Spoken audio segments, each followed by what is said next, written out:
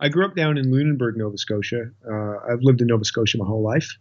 And I was there till I was 12, pretty much from the age 4 to 12. And then we moved to Halifax, to the suburbs of Halifax, to a suburb called Clayton Park. And that's sort of where I started playing music. I didn't really play it growing up. My dad played. I was around music a lot as a kid.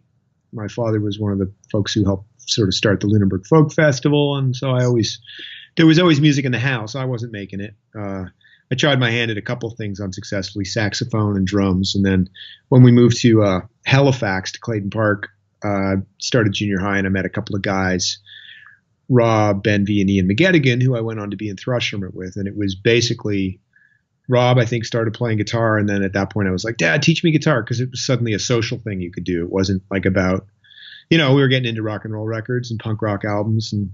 But it had a social component, which to me was really what drew me into it, was just having something to do with my friends. So you got into it relatively late then. So you're saying you kind of got into it in high school. Oh, no, junior high, like 13 or 14, I picked up the guitar. So we had a band by grade 8 called Nabisco Fonzie. Then we morphed into a band called The Hoods, and we played the talent show and the school dance in grade 9. And then we became Thrush Hermit, I think, in about 1990 or 91, and started gigging locally at the age of 16, pretty much, downtown. One of our parents would have to be there if we were playing a bar. We'd have to have like the signatures for the liquor board and stuff like that, and a parent present. And we started playing and met the Sloan guys, and sort of got swept up in the early Halifax scene, and we're part of that. And so when we graduated high school, we started touring with them. We had a publishing deal by the time we had graduated with BMG out of New York. There was a lot of attention on Halifax in the day, and we were one of the younger bands, and so we reaped the benefits of that for sure.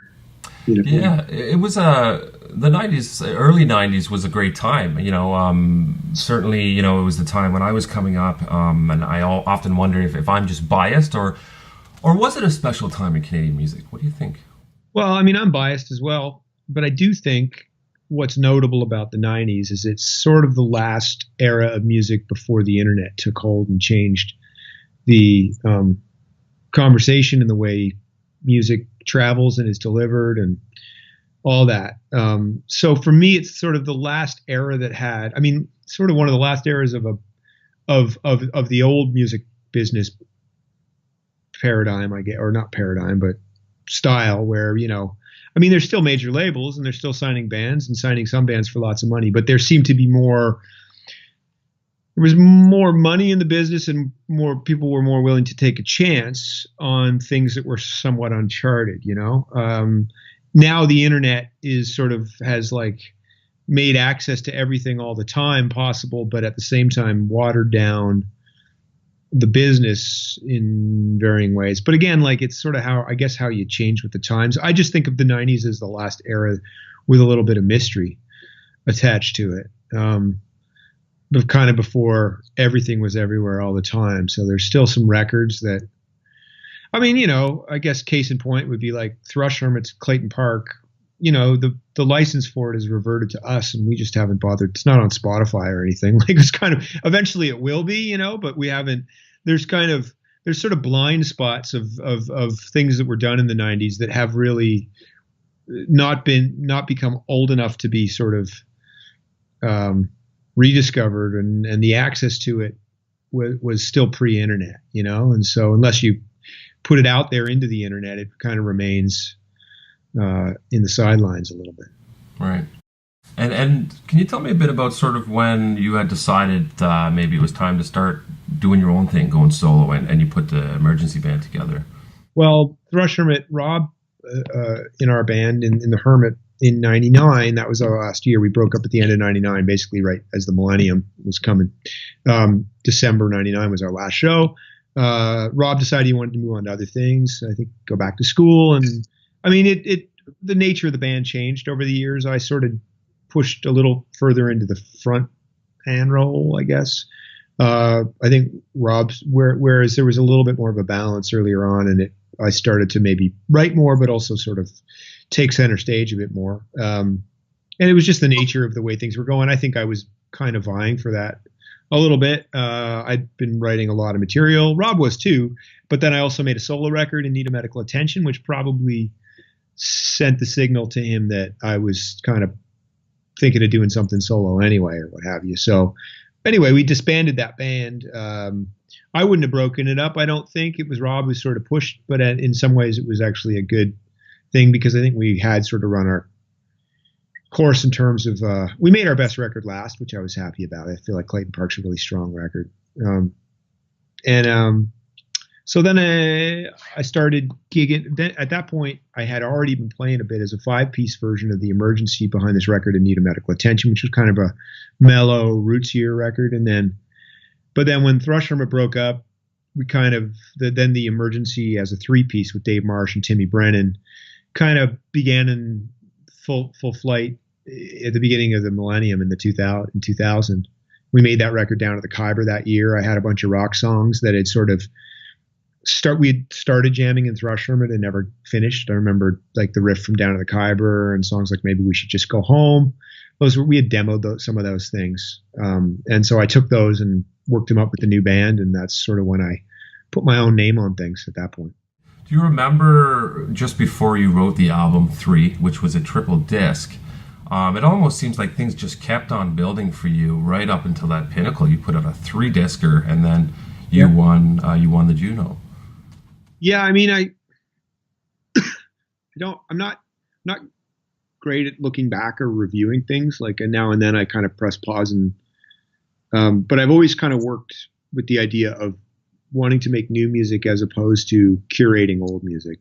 I think that's probably why, there's been a couple of collections, like there's a live DVD, and there's a collection of some rarities and B-sides, but that stuff is stuff I do really only when I find a little downtime or something. But for the most part, I'm always more preoccupied with making new music. And in the case of 3, we'd been touring a lot. Those were snippets of songs that turned into songs. And once I kind of had it in my head that could be, once I saw that record for what it was, like, oh, it's going to be a triple record and there's all these songs in 3s and stuff. I kind of just took that kind of obsessive compulsive premise or something, and just tried to run with it. And it sort of took over and became what it was. And the response to it, I was really encouraged by the fact that it did sort of receive a lot of attention. We had the Polaris nomination with it, and then the Juno. And that, I'm not doing anything sort of for awards, but at the same time, when you get a critical response like that, in a nice way, it just kind of reaffirmed, I guess, that it's okay to follow my instincts. Is there any songs sort of that just came really quick, or songs you wrestle with, and how was that experience for you? Well, I mean, some of the songs that came quick are often, like Nowhere With You came really fast. I mean, the recording of it took effort and the arrangement took some time, but the writing of it was very quick. That's probably my biggest song, and I wrote it very quickly. Same goes for a song called Work Out Fine, Train of Thought, kind of very simple. Other ones I kind of toil over, I sort of worked away at for a while. There's a song called Lazy Bones. That's one of my favorites that was sort of like, had the basics of it pretty quickly, but it took a while to finish all the words and to get it to the point where I knew what I wanted it to do. And that's sort of one of my favorite recordings. It's a song off 3. Kind of depends. I mean, some songs, I just sit on them until they're kind of like, I keep adding little bits, or I feel like I don't have another verse and I wait until maybe I don't have any songs and I need one, and I go and I finish that one. Or sometimes it's just, I tend to finish things on planes sometimes, like, or in vans if we're rolling down the road and I'm in the back seat and I can just put on my headphones and listen to my voice memos and kind of go, okay, that one's not done, but now I got an idea for it.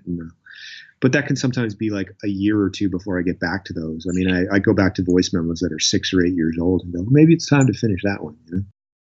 So can you tell us what's going on with you and shows coming up? I know you've been touring with your dad, and what's happening with you in the next few months?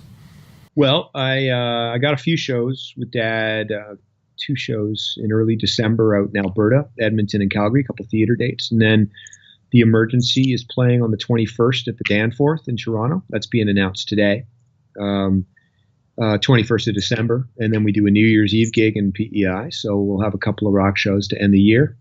I've been in the studio working a little on my own stuff, but I'll probably try and dig into that more in the new year. I've been working on some um, music with friends. Our friend of ours named Matthew Grimson, an amazing songwriter, passed away in the summertime, and so a few of us have been. We did. There was a tribute night to him, and so I learned some songs with Chris Murphy from Sloan and Aaron Costello and Clyde McNutt. And the four of us tried to track a few of those songs that we had learned in Matthews, just to kind of. So that might come out in some capacity. I was in the studio working on that. And